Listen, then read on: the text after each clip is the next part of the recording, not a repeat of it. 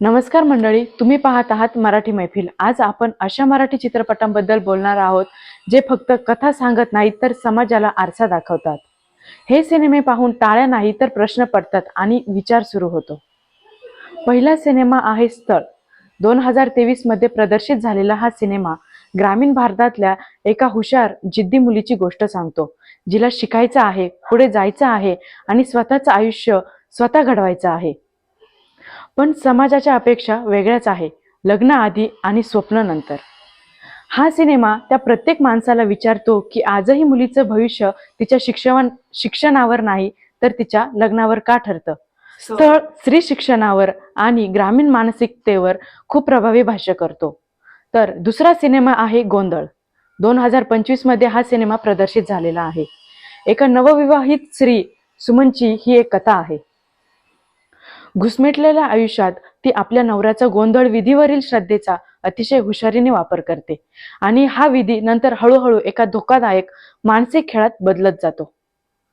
हा सिनेमा स्त्रीचं दडपलेलं अस्तित्व, परंपरा आणि सत्ता संबंध यांच्यातला संघर्ष दाखवतो आणि शेवटी आपल्याला असा प्रश्न विचारतो की परंपरा पवित्र असतात पण त्यांचा गैरवापर कोण आणि का करतं। तिसरा सिनेमा आहे मी शिवाजी राजे भोसले बोलतोय। 2009चा हा एक सिनेमा आहे। प्रत्येक मराठी माणसाने एकदा तरी आपल्या आयुष्यात बघितलेला असेलच हा सिनेमा, पण जर नसेल बघितलेला तर नक्की बघावा असा आहे। दिनकर मारुती भोसले एक सामान्य मध्यमवर्गीय मराठी माणूस, जो सतत दुर्लक्षित होतो, अपमान सहन करतो आणि व्यवस्थेकडून पिसला जातो आणि एका क्षणी त्याला छत्रपती शिवाजी महाराजांचं दर्शन होतं, जे त्याला स्वतःसाठी उभं राहायला प्रेरणा देतं।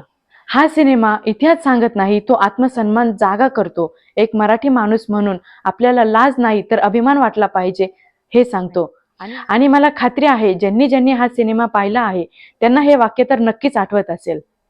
गर्व आहे मला मी महाराष्ट्रीयन असल्याचा, गर्व आहे मला मी महाराष्ट्रीयन असल्याचा। हा सिनेमा मराठी माणसाला विचार करायला भाग पाडतो की आपण शिवाजी महाराजांचा वारसा फक्त मिरवतोय का जगवतोय आणि आपली मराठी भाषा संस्कृती आपण जपली आहे की नाही।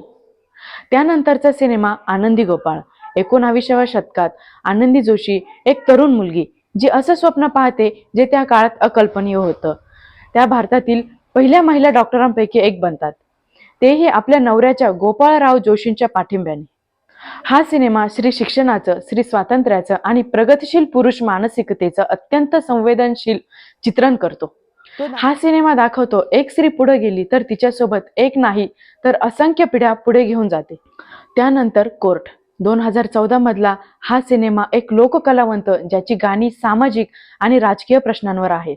त्याच्यावर आरोप होतो की त्याच्या एका गाण्यामुळे सफाई कर्मचाऱ्याने आत्महत्या केली आणि सुरू होतो न्यायालयीन प्रक्रियेचा थंड आणि निर्दयी प्रवास। हा सिनेमा आपल्याला सांगतो की न्याय ही फक्त एक भावना नाही, ती एक यंत्रणा आहे आणि या यंत्रणेत सामान्य माणूस किती एकटा पडतो हे हा सिनेमा दाखवतो।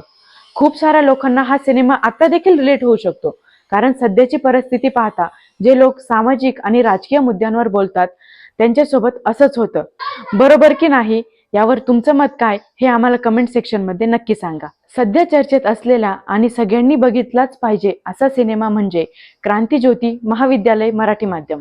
हा सिनेमा एका मराठी माध्यमाच्या शाळेचा आहे, जिला कमी विद्यार्थी संख्या आणि इंग्लिश माध्यमाचं आकर्षण यामुळे बंद पडायची वेळ येते। माजी विद्यार्थी आणि शिक्षक पुन्हा एकत्र येतात आणि या शाळेला वाचवण्याचा लढा देतात।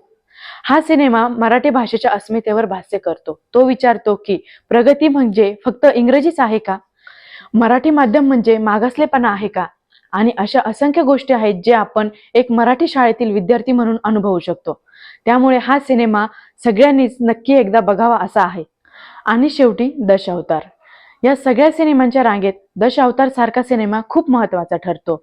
एक वृद्ध लोककलावंत जो दशावतार ही पारंपरिक कला जपतो आणि बदलत्या काळात स्वतःचं अस्तित्व शोधतो। या सिनेमावर एक संपूर्ण व्हिडिओ बनवला आहे, त्याची लिंक आम्ही डिस्क्रिप्शन बॉक्समध्ये दिलेली आहे, तोही तुम्ही नक्की बघा। मित्रांनो, हे सगळे सिनेमे वेगवेगळे जरी असले तरी त्याचा आत्मा एकच आहे, समाजाशी प्रामाणिकपणा। मराठी सिनेमा म्हणजे फक्त करमणूक नाही, तो एक संवाद आहे, तो प्रश्न आहे आणि तो बदलाची सुरुवात आहे। तुम्हाला यापैकी कोणता सिनेमा सगळ्यात जास्त भावला कमेंट सेक्शन मध्ये नक्की सांगा। व्हिडिओ आवडला असेल तर लाईक करा आणि मराठी मैफिल चॅनलला सबस्क्राईब नक्की करा। धन्यवाद।